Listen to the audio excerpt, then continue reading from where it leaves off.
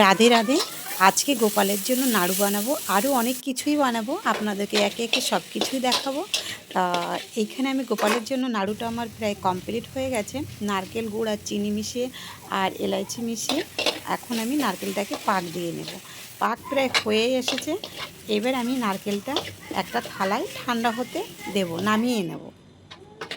তারপরে এবার আমি হাতের সাহায্যে লাড্ডুটাকে সুন্দর করে গোল করব। আর নারকেলের লাড্ডু খেতে গোপালের খুব পছন্দ। তা যে যার যার বাড়িতে গোপাল আছে তারা অবশ্যই গোপালকে এইভাবে লাড্ডুর নারকেল অবশ্যই বানিয়ে দেবেন, তাহলে গোপাল খুবই পছন্দ করে। এইবার এসেছি আমি আলু ভাজার দিকে।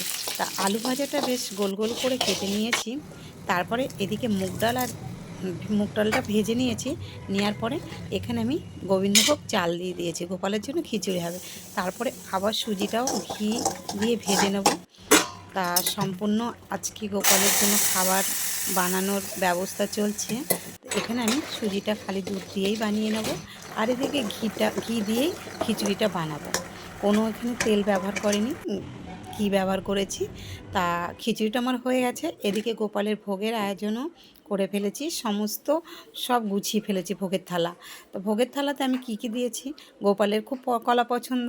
তা প্রথমেই আমি গোপালের কলাটা দিয়ে সাজিয়ে দিয়েছি। একটা পান, লং এলাইচি গোপালের জন্য দিয়েছি। গোপাল সেবা নেওয়ার পরে পান এলাইচি আর লং সেবা নেবে। আচ্ছা যাই হোক, তারপরে গোপালের লাড্ডুটাও দিয়ে দিয়েছি, সুজি দিয়ে দিয়েছি। গোপাল সোনা বসে এবার সেবা নিচ্ছে। আর তার মধ্যে খিচুড়ির একটু হালকা গরম আছে। তা এখানে আমি ভাবছি এই ছোট মানুষ গোপাল খেলে ওর গরম লাগবে, হাত দিলেও গরম লাগবে। তারপরে আমি গোপালবাবুকে একটু খাইয়ে দিয়েছি, মানে সব কিছু নিয়ে একটু মুখে দিয়ে দিয়েছি। দেওয়ার পর এবার আমি মৌ পাখা দিয়ে গোপালকে সুন্দর করে হাওয়া করছি, যাতে গোপালের গরম না লাগে। এখন প্রচণ্ড গরম, তার মধ্যে আমি ওকে খিচুড়ি দিয়েছি দুপুরবেলা। তা জানি না কী হবে। আপনাদের ভিডিওটা দেখে কেমন লাগলো আমাকে অবশ্যই কমেন্ট করে জানাবেন। রাধে রাধে।